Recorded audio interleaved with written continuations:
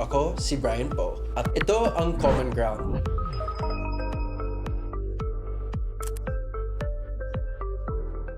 Bullying has been making headlines again, especially after recent incidents involving school shootings. Madalas nating marinig ang linyang normal lang yan, parte ng paglaki. Normal ba talaga or normalized? Kailan nito naging seryosong problema? At sapat ba ang ginagawa natin para maprotektahan ang kabataan? Yan ang pag-uusapan natin ngayon dito sa Common Ground. Kasama natin si Alfred Vargas, currently serving as Quezon City Councilor for the 5th District, previously served as Congressman, isang aktor, at isang ama na nagsusulong ng mga programang may kinalaman sa kabataan at edukasyon. Kasama rin natin si Miss Melanie Llana. She is Save the Children Philippines Child Protection and Child Rights Governance Portfolio Leader. Save the Children Philippines has been advocating for, among others, a holistic approach towards addressing bullying in schools, given its links to volatile home environments and its effect on the mental health of children. Maraming salamat sa inyong dalawa for being with us here today, and welcome to Common Ground. So just to get started, I want to ask a little bit about what it was like for you growing up, Kongsi. No? Was bullying a normal thing when you were in grade school? When I was a kid kasi, I'm from the province. I basically grew up in Santa Maria, Bulacan. I studied in Ateneo. And bullying was present, pero not to the point that there's school shooting. Right, Diba? right. And before, as I was growing up, I always saw bullying as a challenge and at the same time part of life. But it wasn't this big before. As per my experience. Di ba? After mambully, nagkakabate. Or Yeah. after ng bullying, nagko-confrontation, tas nagbabate. Oh, po. Pero hindi pa naman umaabot sa point na never ko na experience na umabot sa point na fatal. And of course, Manay, may I Yeah. call you Manay. Sure. Manay, matagal na yung organization yun, no? So, you've seen bullying and you've seen, I guess, the struggle of children for years, and your organization has been helping. Has bullying gotten worse through the years? So we asked Kongsi for his personal view. What about from the organization's outsider's perspective? Yeah, well, we work a lot with children in children's groups. And lagi, in consultations, lagi nilang sinasabi talaga that their issue is really bullying. Yeah. Talagang, that's face-to-face and also cyberbullying. No? Yun talaga yung sinasabi ng mga bata na problema nila in school. And it affects a lot of things, especially their mental health. Yeah. So, yeah. Siguro what I can add to that is that, of course, we all know now from sources that the Philippines is the bullying capital of the world. Well, bilang isang public servant, alam natin yan, di ba? Di ba? Yes. And before, when I was growing up, as you were asking, hindi pa siguro ganon. And we used to value relationships and respect nung bata pa lang. And that is why napakahalaga ngayon sa panahon ngayon yung respeto sa kapwa kahit sino ka pa. Siguro yung mahirap ngayon, no? Compared to bullying before. Because even inabutan ko yung grade school na wala pang access masyado sa internet. Yeah. Kung may internet man lang, dial-up yun, no? Wala pang mga social media. Pero the bullying now kasi, hindi lang sa school. Yeah. Pag uwi mo, nandun sa social media, nandun sa internet, call and text, grabe yung harassment. So yung mga ibang students, I guess there's no off button now Yes. Yeah. for Correct. bullying. I don't know if that's been the experience for other Yeah, children. that's what they say. Kasi 'di ba, ang physical bullying sa isang lang yan, place eh. Pero pag cyberbullying na yan, 24/7 yan. And then people can message you any time of the day and Yeah. say bad things about you. And then it spreads like wildfire once it's there, yung mga chismis, etc. At tas mahirap din minsan, the perpetrators, hindi mo alam kasi Yeah. anonymous sila. Hindi Oh, mo yun, sila yun din. Minsan Oo. ka-close pa nila. Di ba? yung mga ganyan. So it's really a difficult thing. Yeah, in our case, from personal experience, we really had a problem because the bullying happened outside the school. Outside the school, We okay. have enough laws. We have Yeah. existing laws for bullying, for cases of bullying happening inside the school. Pero doon sa labas, we didn't know. Sino lalapitan namin? Sino dapat dyan? And for me, ang ending niyan talaga, it's the parents who are responsible for their children. And you cannot always depend on the state, on the police power, or ano. Kapag wala na yung school, wala na yung second parents niya sa classroom, di ba? Wala makakapag-disiplina or makakapagturo sa kanila, di ba? So at the end of the day, for example, I have 4 children. I'm responsible for my 4 children on how they're on them how to be kind, how to be responsible, how Yeah. to how to be respectful, di ba? And doon kami nagkaroon ng problema. That's why we're trying to paano ba to? We are fighting with whatever we can para lang maipaglaban yung tama. Kasi at the end of the day, there's no one else responsible sa isang minor child Apa. but the parents. So, on that note, no, may mga ibang tao na I guess sasabihin nila na masyadong soft din yung generation ngayon. Yeah. Na konting bullying, hindi kinakaya. Can we talk about that a little bit? Is it really that this new generation of young children are too soft, hindi nila kaya? Or is it a reality that bullying is actually worse now than it was before? Well, actually, yung bullying, violence yan, diba? Yeah. So, ano yan, hindi yan dapat normal. Kaya lang ang nangyayari, parang normal lang, no? Yun nga minsan sinasabi sa mga bata na, kasi ano ka lang balat sibuyas ka lang or kaya Yes. masyado kang ano, kaya Yeah. wag mo na lang pansinin, no? Parang ini-invalidate yung mga feelings, no? Yeah, At exactly. yung mga sitwasyon at hindi pinaniniwalaan yung mga bata kapag nagre-report sila na nasasaktan sila. Pero about the mental Yeah. health aspect, Yeah. no? Kasi a lot of the bullying now is not necessarily physical. Dati, sa totoo lang, suntukan lang. And then, you know, after quits na. Yes. Parang, okay ka lang, sige, uwi na tayo. Yeah. I went to an all-guys school. I know what that's Yeah, like. yeah. But on the other hand, now, parang a lot of it is mental. A lot of it is psychological. Yeah. Lalo na because social media increased the anonymity of people. What about that? Is there a bigger mental problem now? Mental Yes. health Yeah. problem? Yeah, sure, yeah. Scars can heal Di ba? Well, as long as it's not fatal, makaka-recover ka physically. But the mental aspect of that, the mental health aspect of that can last a long, long time. And dito nga sa nangyari sa amin, ang dami nag-reach out sa amin.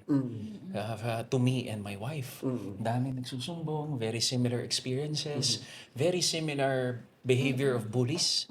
And actually, parang pare-parehas lang. And for example, isa sa mga pinakamasakit na types of bullying is isolation. Yeah. Isolation. Barkada kayo, tapos lalapit yung isa nyong barkada, huwag ka Yeah, rito. exclusion. Exclusion. And imagine, meron akong kwento. I heard, yung bully, sinabi sa isang girl, I don't want you to be my friend because you're negra. Imagine the effect of that sa isang bata, di ba? And these are real bullies na parang naaawa na rin ako sa mga bully kasi, uy, lumalaki kayong ganyan. I mean, di ba? Yeah. Actually, the bullies are victims also That's true. of several factors, including very poor and irresponsible parenting. Right. Yes. Yung mental health, no, mabalik ako dun. So, it's really a big, big issue now. Hindi lang sa mga bata, sa lahat, no, ever since, actually, COVID, and then now. No? Yan din sinasabi ng mga bata, bullying, impacting on their mental health. Tapos, ito din yung problema kasi hindi yan masyadong napag-uusapan. Or, walang masyadong interventions na ginagawa. Kasi kulang din tayo ng mga service providers. No? Na makatutulong. Especially in the schools, no? Diba yan sa schools natin noon, guidance counselors. No? Kaya lang hindi lahat ng paaralan ay mayroong guidance counselors. True. True. So, mahirap kapag nagkakaroon ng ganitong mga issues sa mga bata, bullying in school affecting their mental health. Wala silang mapuntahan. So from a policy perspective, okay, we realize that there's a significant problem now. paano natin i-address to? No, one, how do we help the victims? Do you have any policies, any studies that show solutions? And two, kasi if there are no bullies, then there are no victims, no? So how do we help the bullies? How do we prevent them from becoming bullies in the first place? Or how do we help them solve their problems para hindi sila maging bully? Actually, meron tayong maraming batas. Sinabi ni Counselor kanina po na we have a lot of laws. May anti-bullying act tayo. No? Mabalik lang ako dun sa sinasabi ni Sir kanina about yung bullying happening in schools lang at yun lang yung parameters where DepEd, for instance, can work. But under the anti-bullying law, if I'm not mistaken, even areas na hindi sa school grounds, pwede namang mag-intervene ang school. Those that are adjacent to the school, in school buses, in activities where the school section ng schools covered yon. Pati ang cyberbullying, no? If the bullying happens and then it affects the child in the school kasi pinag-uusapan na siya, then pwede yon. Pwede yung mag-intervene yung school and can help. Pero if it's outside the jurisdiction of DepEd, is it DSWD? Sino ba yung nagsistep in dito? Yeah, we went through that problem kasi nangyari sa amin sa isang in several occasions in our community. Yes. In the sports community or in the subdivision. So medyo mahirap talaga yon. And from our experience, lumapit din kami sa school. Sa school ng bully. And yung school din mismo ay nagsabi na hands off sila. And parang everybody, lumapit din kami sa swimming team. Parang gusto nila hands off din sila. Lumapit din kami dun sa association. Hands off din sila. And actually, lahat nilapitan na namin just to straighten things out. Pero from our own personal experience, walang gustong magtackle ng bullying talaga. So, ako sabi ko, saan kami pupunta? Sa PNP? Sa barangay captain? Sa Lupon? Magkaiba naman kami ng LGU or ano. So, there's really a gray area here. And when you ask that kanina, siguro what we can help talaga is Quezon City launched this parental education. Yeah. Galing galing. Yeah. Ako I'm so for it. Kasi siguro at some point siguro meron din tayong mga magulang including me. Baka hindi natin alam kung paano ba talaga makipag-deal ng ganun. Kasi if 1 plus 1 is equal to 2, di ba, pagka binuli yung anak mo, kakausapin mo lang yung magulang, tapos mag-uusap kayo ng magulang, tapos aayusin na. Tama. Ang problema, kapag yung magulang ng bully, sila pa yung nagyayabang na wala daw bullying na nangyari, tapos igagaslight ka, pagkatapos sila pa nagmamayabang. And that is really, really very dangerous. Kaya rin nangyayari yung mga things like Tacloban, things like doon sa Cavite, nagsasaksakan, because you really have to teach your child. Ako nga sabi ko, sa mga children ko, kapag kayo mambuli you will always say sorry and lagot kayo sa akin. Di ba? Inaano ko sila na bullying is not normal. Right. And kanina, during the opening, everybody says, larong bata lang yan. Yes. Okay, Normal lang turuan yan. mo turuan mo yung anak mo para maging malakas. Well, imagine telling that to the students of Tacloban, to the parents of the students in Tacloban. Di ba larong bata yung baril-barilan? Oo. Pero yun, alam totoong mo, baril na eh. And may responsibility talaga yung parents doon. So in the current system, how do you hold parents accountable for the actions of their children? Well, actually, doon sa batas, meron dapat yan. Kung yan ang nangyari in school, no, dapat i-report. No?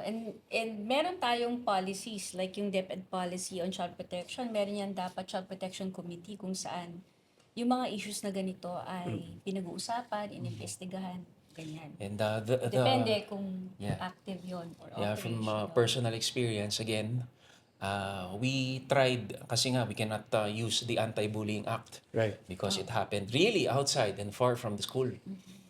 So, we tried 7610, Republic RA 7610, child abuse. Yes.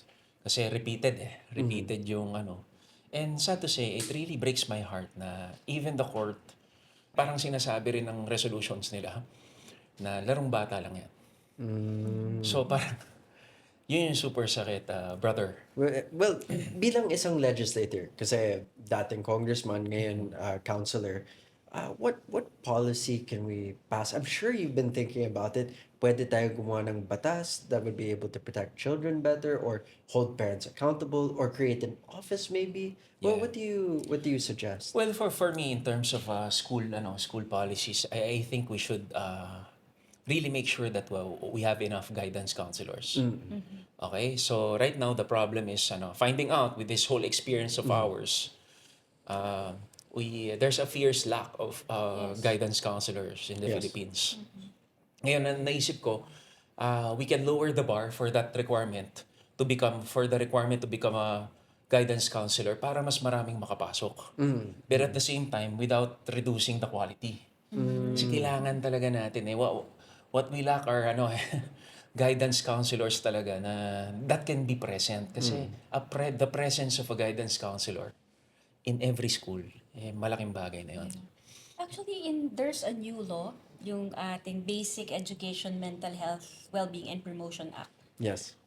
Under this law, dapat may guidance counselor, no? Pero kung wala yan, may guidance, school associates, also like what you've mentioned, na pwedeng tumulong sa guidance counselor. We can also we can also facilitate something like a peer-to-peer support group, anything Kasi di ba tayo pagka depressed tayo or malungkot tayo, matap ka lang ng kaibigan mo, okay ka na Yeah, so Di ba? Or basta alam mo may tao Mangumusta. doon. basta Yeah. alam mo, sa'yo, may yeah. mga ngamusta sa'yo, and these Yes. are for the victims. Yes. Kasi the effects of bullying really last decades, for Pero, decades. to be honest, I feel like there isn't enough training to deal with bullying. Parang wala pa ako narinig na mga seminar or mga workshop para sa mga teachers or parents on how to deal with bullying, prevent bullying, or prevent raising bullies, no? Parang as a parent or as a teacher, kanya-kanyang research on Yeah. how to handle the situation. Actually, may mga training. No? Kasi Meron? medyo complex yung bullying issue. Yes, complex yan. Meron yung parenting issue, may discipline issue. Halo-halo na yon. Ano? Sa Save the Children, halimbawa ngayon, because we have a program on mental health, meron kaming training with teachers on psychological first aid. Halimbawa, kapag may mga issues yung mga bata or mga emergency situations, tinitrain namin yung teachers on how to handle that with children. And then children also trained on psychological first aid para kung may peers sila, the one that counselor mentioned, ay matutulungan din nila na pakalmahin and Yeah. then also refer kung kailangan dahil medyo malala na. Yeah. Hindi kailangan ng counseling pag psychological first aid. It's just like pag psychological first aid, you look, you listen, and then you link. You refer, lalo na to experts. So, yun I think isang magandang training na dapat pang gawin for teachers, for students and for parents as well. And the positive parenting, like Yeah, positive. counselor Well, the mentioned. reason why I was bringing up yung training is because I know for a fact that kulang tayo sa mga mental health professionals dito sa Pilipinas. Lalo na, you were mentioning, Konsi, na we need more guidance counselors. There's just not enough for the number of students that we have, for the number of schools. Isa sa mga ginagawa ng mga LGUs, I know QC is one of the LGUs spearheading this, is the online mental health services. So to supplement yung mental Yeah. health services na meron sa mga schools, they contract online professionals to help students, to help even teachers deal with mental health problems for their students or even the students themselves. Is this something that you recommend for other LGUs or other schools na kulang yung professionals nila? Yeah, for me, yes. Yeah, I highly recommend it, and I recommend it as strongly as having a regular line item just for that in the local investment program in the yearly budget of all the LGUs. Actually, we have hotlines. Yes. Where we can actually, we have Yeah. Quezon City 122. Yes. That also serves as a mental health hotline. There's Bakabata Helpline 1383. There's a hotline under the National Center for Mental Health. Mhm. Marami din na pwedeng tawagan. And then there are also professionals na we can link with also. Pero dapat malinaw kasi yung referral pathway natin. Yeah, marami naman. In Quezon City, we have mental wellness access hubs. Yeah. Pero Na may Quezon produced City din. is fortunate because they Yeah. have, forward-thinking legislators, True. and they have a lot of available programs. Pero hindi lahat ng mga LGUs That's may true. ganun. Yeah. And if you yourself are having a hard time Yeah. finding support, finding authorities to help, lalo pa yung mga fourth-class, third-class municipalities. I understand. But let me say this, for me, there are several programs din. And naisa-isa ko na rin yan. Nakausap ko na Human Rights, CRN, and some many other organizations. And we have a lot of available programs for mental health and development. But for me, no amount of programs or no amount of programs or projects can really address bad parenting.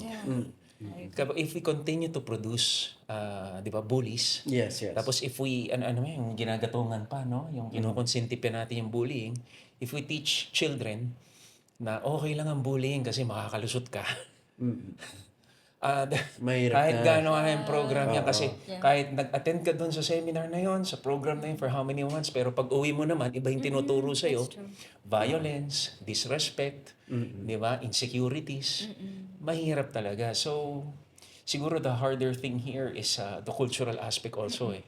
Kasi ang lumalabas, us Filipinos, we also subscribe to the culture of bullying. Yeah. Di ba? Gusto natin merong malakas, merong mahina. Hindi yung kailangan ma-develop natin sa Inclusive, culture empathy, natin, di ba? yeah. Empathy, respect, yung bayanihan, which is also very Filipino.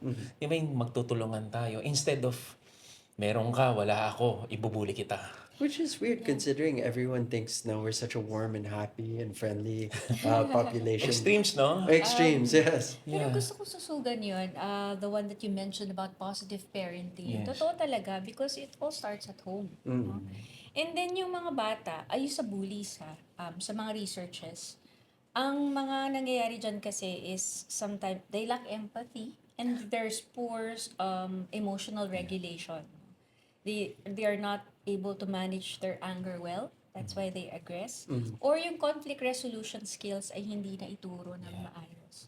Probably because also, sinasabi nila na baka exposure din sa violence at home. Yes. Or experience of violence themselves in the home. Right. Ang hirap din kasi, di ba, yun yung first point of nila learning in the Right. home. So, At home. ang nakikita nila kapag may conflict ay aggression. Yeah. Syempre yun yung gagayahin, no? At medyo may fault din tayo adults, no? Kasi we model the behavior Right. that we want our Yeah. children to do. So Paano yun ang natin mahirap. babaguhin yung kultura natin? No? It seems so deep-rooted. Okay. Is there anything in any of the studies that you've come across that might be a solution? Other countries maybe that might be a good role model? Well, actually, magsisimula sa atin, Yeah, sa atin personally, yan. no? Yeah. How the values that we espouse, the respect, basic respect for people. Empathy is something, parang nawawala yun, ano? Wala. The ability to be able to put yourself in the shoes of others and to, be more self-aware that you impact other people with things that you do. And we teach that to children as well. And kindness, no? Parang Kindness. wala nang... Parang naubusan tayo. Oh, There's Yeah. there's really a scarcity of kindness nowadays, no? Pero to connect lang with that, parang I read din somewhere na if you're a child tapos born of narcissistic parents, you will really have a hard time understanding the world. Pagka narcissistic yung mga parents mo, father and mother, more or less baka maging bully ka talaga. Kasi magiging about you rin yan lahat eh. And at the same time, for me, yung sinasabi ninyo ma'am, yung positive parenting is very, very important. Right. And ako, after everything that's happened to my kids, at sinasabi ko pa rin sa Panginoon, Lord, siguro buhay naman ng anak ko, tapos may tumutulong naman sa kanya na psychiatrist. Tapos nakikita ko naman na step by step incremental development niya towards normalcy ulit. Although it will take more time. Sabi ko, Lord, at the end of the day, thank you pa rin, Lord, kasi hindi yung anak ko yung bully. Oo. 'Di ba? Parang mas masakit for me kung yung anak ko yung bully tapos ganyan ginawa sa anak ng iba. 'Di ba? So, we have to, yung sabi nyo kanina, this should be a whole of society approach. Yes. Everybody should work together. For example, I'm a dad and maybe one day you'll be a dad, di ba? Maybe one day. So we're parents here. Yes. Yes. Hindi ko kayang, ganun yung attitude ko eh. Hindi ko pa kayang palakihin mag-isa tong anak ko. It takes a village, di ba? Oo, syempre. Magtulungan tayo kasi tutulong din ako sa'yo para palakihin mo yung anak mo sa isang safe na lugar, maging respectful, maging maayos, di ba? Para okay tayo. Kasi really takes a village from the president to the legislators, to the barangay, to the Yes, community, to the schools. and to the basic unit of our society, the family. So, ganun tulungan tayo. Kasi I have 4 children. Yeah, I'm sure. Ang hirap talaga having 4 kids. Pero gusto ko yung sinabi ni Counselor kanina about yung bully ay victim din. No? Yeah. So actually, the priority syempre is to address the concerns and support yung victims. No? Pero at the same time, ito ding bully ay kailangan din ito ng Yeah. guidance. Kasi Malaking obviously, problema kaya yan. sigurong ganon ay hindi na-guide ng maayos. Or baka merong behavioral issues Exactly. talaga. So we really need to know the root cause. Kasi pag hindi natin nakita yung root cause why the child is behaving that way, hindi natin ma-address and it will repeat. The cycle will repeat, no? So, kailangan din ng assistance. Both of them, yung batang na bully and the one who bullied, need support. Maybe in different ways, but they need to be supported. Right. as well. I mean, ultimately, children are a Yes. reflection of their parents, a reflection of the values that they Yes. have in the household. So, tama naman yun. Victims are both the victim of the bully and the bully themselves. Kasi if you're a bully and you think na tama yung ginagawa mo, ibig sabihin nun, medyo mali ata yung moral compass mo. Which means that whatever you're experiencing at home is what you're sharing now with your classmates. So hopefully there are ways that we can fix that, whether it's through legislation, support groups, but ultimately tama naman po kayo. It starts with the family, no? The most basic unit and the parents themselves. Now, let's say you're parents and you're struggling. You have maybe more than 4 kids. You have 7 kids, 8 kids, and you're really struggling to raise them. What do you do? Who can you go to? Of course, maybe your relatives, but are there NGOs or agencies, school programs, or what can they do to raise their family better? Pwede actually in school, di ba? Kung merong counselors, Yeah. kung pwede tayo doon actually sa schools. Pwede din sa barangays kasi may mga barangay na meron din sila mga programa for parents. No, and that they can address this. Pwede din sa mga hotlines. Katulad ng na-mention ko kanina, na pwedeng mag-support, magbigay. Pero referrals yon. Yeah. May mga organizations and CSOs who also have programs that could help. Depende ko ano yung pangangailangan. Pero kailangan talaga i-assess muna natin ano ba yung, saan nanggagaling yung problema. Kumbaga, yung root cause. The root yung cause. ugat nitong lahat. It's interesting to see the evolution of Alfred Vargas, the advocate for children's rights, no, in this Yes, yeah. situation. Walk me through that journey. How has it been for you?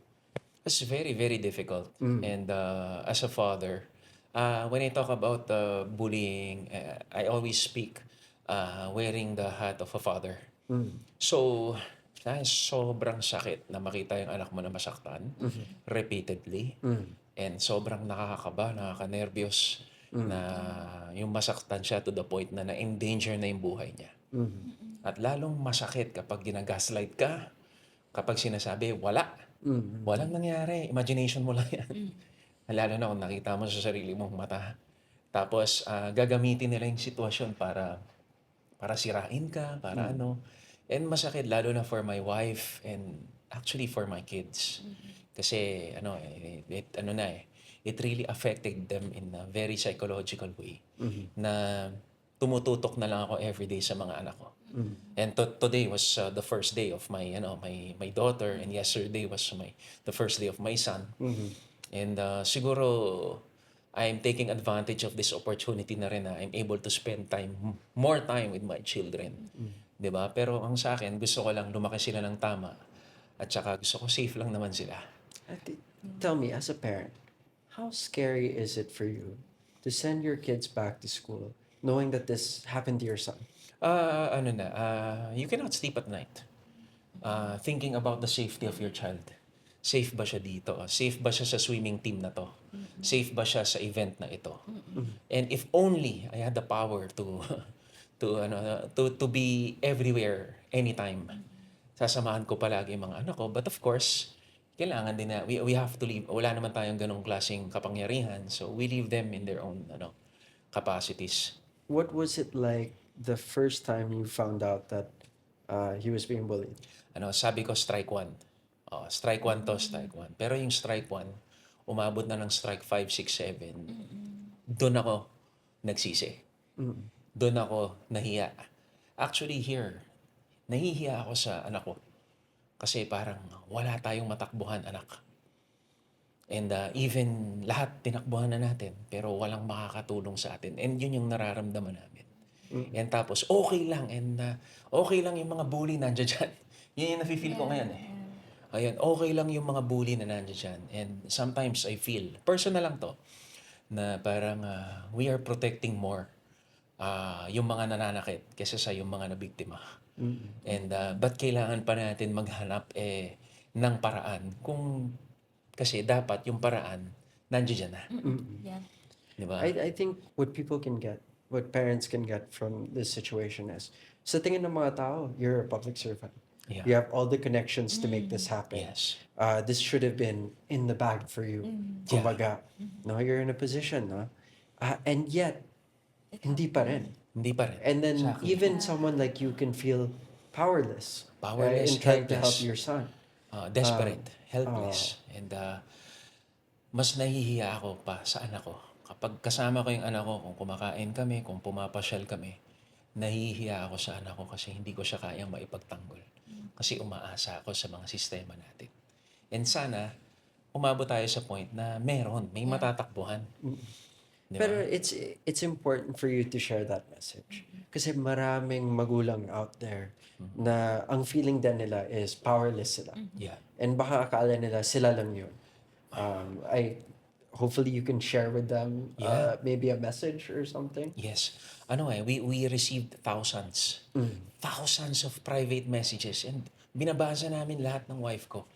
And almost exactly the same story about bullying. And alam niyo yung appeal nila sa amin, ituloy niyo yung laban. Kapag kayo nailaban niyo yan, parang nilaban niyo na rin kami. And yan and I have the screenshots and I have and nagugulat ako. And siguro it sort of gives me calmness na rin knowing na hindi lang kami yung nagdadaan pala sa ganito, ang dami pa. And there's a bigger fight here para to end this culturally, 'di ba? Policy-wise. Yes. 'Di ba? Yeah. And para let's all come together. And that's why I'm very grateful I'm here kasi I'm talking to a legislator. And your mom's also my friend. Yes. Kaya sana we can really come together sa pag-usapan natin. Kasi ang hirap Yeah. It's very complex, no? It's true. Tsaka, siguro dito natin nakikita talaga may gap, no? Yung gap dun sa implementasyon. Kasi dapat may batas na protekta sa mga bata. Pero mukhang hindi yon nagaganap. At yung mga systems at yung mga programa na dapat in place ay hindi nga. Kaya hindi na-access. But how do we close the gap? Where can people go? Saan sila tatakbo? That's the question everyone's probably going to ask after watching the show. Where can they go? Mauna na Yeah, lang ako. sige po. For me, this is very specific lang kasi there are many other ways which our expert here, sa akin, in closing the gap, we should accept that as Filipino families, at some point, at some degree, the parents are really responsible for their own child. Di ba? si President Marcos nag-express na siya about bullying and ng mga nangyari sa Tacloban and everywhere else.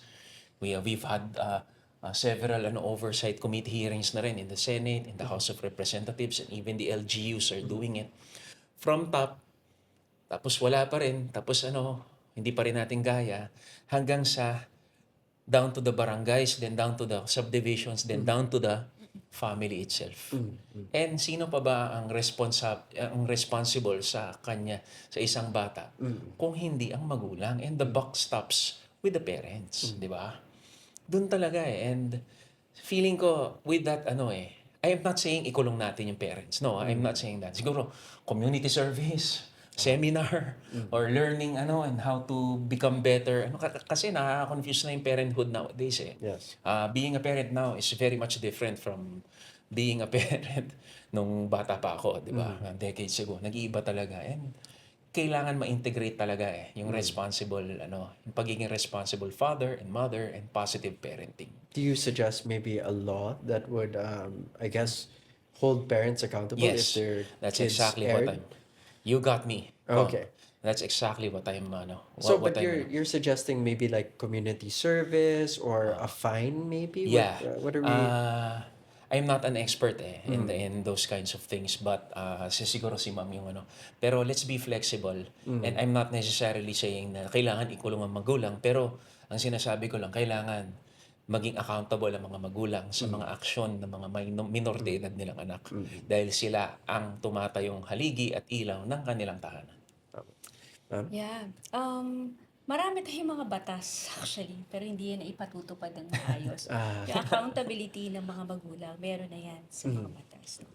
Kaso, yun nga the child protection is a system. Child protection system kasi yan.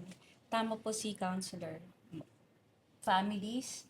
Pero kung hirap na yung family, sino ba yung tutulong? Gobyerno Yun nga. kasi tutulong yan Opo. and paaralan and the school. Yes. So, ibig sabihin, dapat yung protective environment, syempre gusto natin yung protective environment sa family.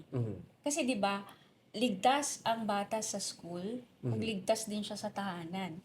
'Di ba? Yun kung hindi siya nakakaranas ng violence in the home, malamang okay din siya sa school, hindi siya mag-a-aggress or something, 'di ba? So, oo, mahalaga yun, pamilya, protective environment. Sa school din. So, yung mga batas na dapat sinasabi that there should be a safe school environment, ipatupad natin yun ng maayos. No? Yes. Pati dun sa barangay. Kasi pag hindi nag-work yung mga yun, wala talagang pupuntahan yung pamilya eh. Kasi that's the referral pathway where they can access services that should be there for them Right. and for the children. So, kailangan talagang ipatupad natin. Ako, I agree with that. Pero whole of society. Yeah. All of society. Yung sa akin, mas pointed lang talaga towards the responsibility of parents, no? Pero yun nga, tutulungan tayo. It takes a village to raise a child. So, in One child. what I'm gathering is access to mental health care, Yes. guidance counselors, I guess training for parents, for teachers, Yes. Yeah. and definitely maybe some new policies for accountability. Yeah. Let's Yes. add also yung reporting mechanisms. Kasi yun nga kailangan in place yun na pag ang bata naka-experience ng ganito, meron silang tatawagan, may mapupuntahan, may trusted adult Yeah. will actually help them. Kasi once nangyari ito, tapos halimbawa nag-report yung bata, tapos hindi naman i-take seriously yung kanyang kaya sila hindi nagre-report Kaya actually ang bullying is underreported. Is there anything like Bantay Bata but for bullying specifically? We have Makabata Helpline 1383. You can call. 1383 Makabata. Yeah. Yun, hindi ko alam yun. No, I didn't know that either. Makabata. Makabata Helpline 1383, you can call that hotline. Depende sa LGU. Sa Quezon City, meron po kami Yeah, 122. 122. Yeah. Pagka mental health, talagang kailangan na suicidal, etc. National Center for Mental Health. May hotline tayo na pwedeng tawagan dyan. So, meron naman. No? Pero, yun nga hindi lang naman yun hotline. Kasi i-refer ka din sa service. Babagsak ka din sa LGU, sa city. Babagsak ka din sa barangay. Pero wala kakausap sa'yo to help you through the problem, etc. Meron dun sa hotlines, no? Pero yung di pong servisyo na kailangan mo talaga, if you need counseling, Wala if you pa. need Meron, pero limited. Kasi kulang nga tayo sa professionals. Well, I'm sure. I'm Yeah. sure na limited kasi all of our government hotlines are always overloaded, no? Yeah. Even if we contract call centers to try and deal with the issues of our kababayans. So, on a last note, I want to talk a little bit about social media. There's an interesting na nangyayari ngayon in Congress na baka kailangan natin i-ban ang social media below a certain age. Is this the right approach? Should we go towards censorship? Because it's not just social media, it's even the online video games that kids have access to, which Yeah. promote unhealthy habits and ways of thinking. Where do we stand on this? Consi?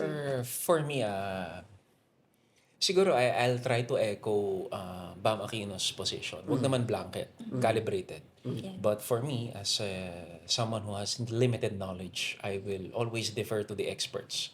So if ever we're gonna decide, I want to see the empirical data first. I will rely on the psychiatrists, psychologists, I will rely on behavioral sciences.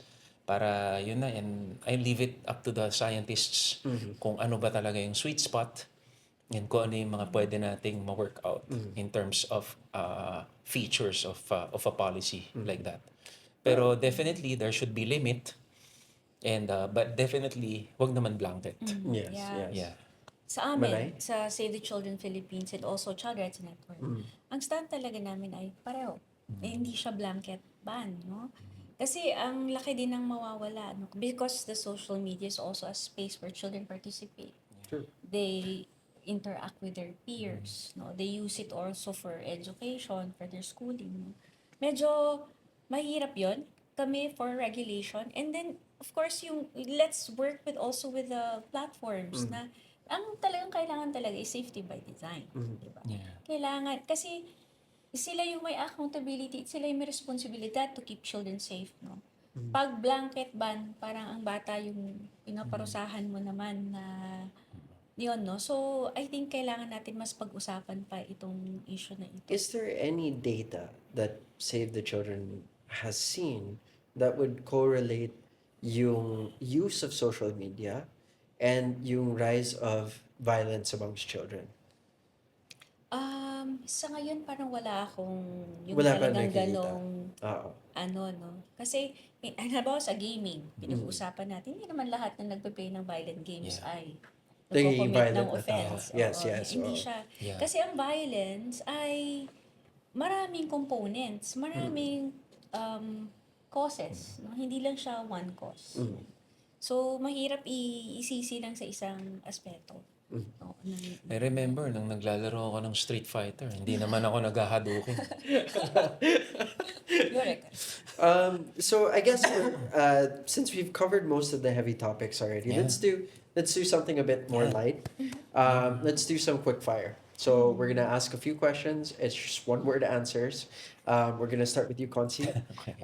So our first question is one word that describes a safe school. Respectful. Respectful. Stricter discipline or more counseling. More counseling.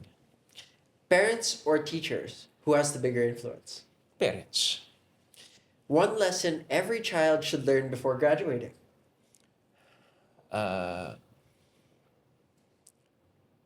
Know who you are and define who you are and be the best you can be. All right. Of course, to Manay. Same questions po ba Nope, yan? different questions. So she was preparing and she's like, Akala ko. okay, ito yung mga tanong ko. Tito Boy, is that you or Kuya Brian? All right. Nakapastok tayo dito Biggest myth about bullying. Myth that it's normal. It's not normal. It's violence. Should not be normal. If it's normal, there's something wrong. Most overlooked warning sign. When children feel isolated, they withdraw or they get sick for no apparent reason.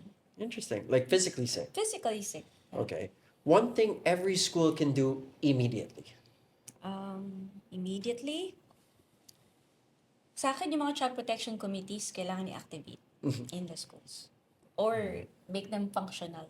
Para Child may protection yeah. facilities. Okay. Child protection committees. Committees. Okay. One advice for parents raising children today.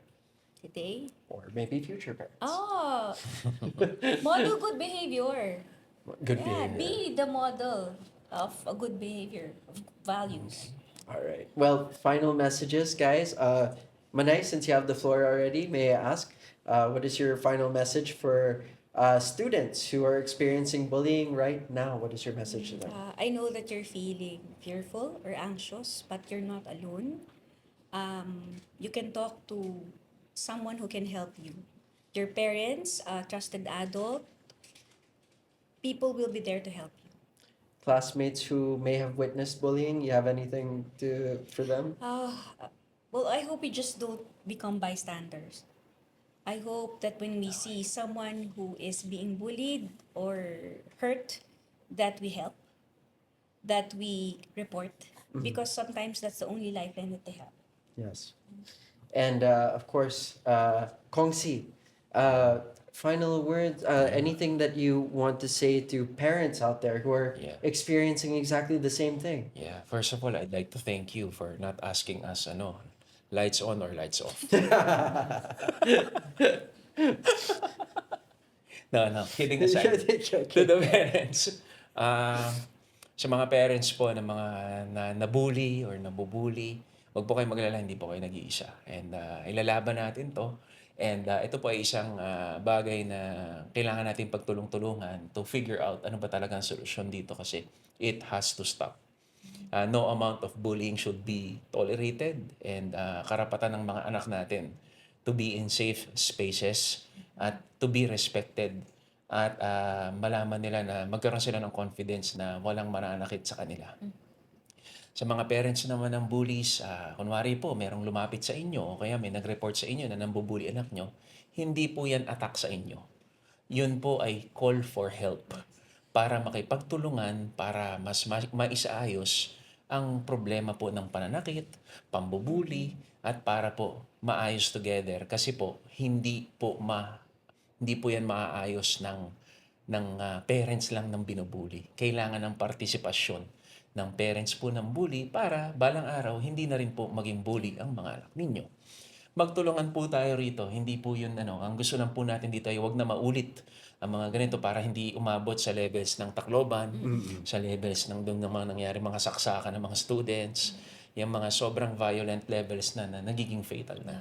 So tayo po magsama-sama tayo po dito kasi tulad nga ni Congressman Brian Poe, we're still trying to figure this out. And marami pang mga butas pero unti-unti po nating aayusin yan. Alright, well, thank you, Manay. Thank Thank you. you, Konsi Alfred.